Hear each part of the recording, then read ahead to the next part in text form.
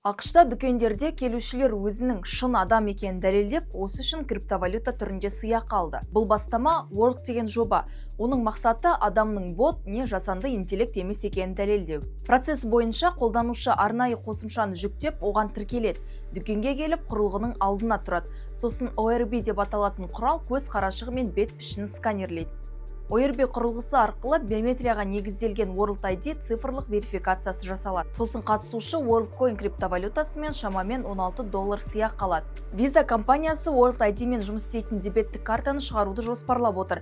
Әрі жоба Жапониядағы Match.com танысу платформасымен серіктестік орнатты. Алайда жүйенің ашықтығы мен қауіпсіздігінен бірқатар ел билігі күмән келтіріп отыр.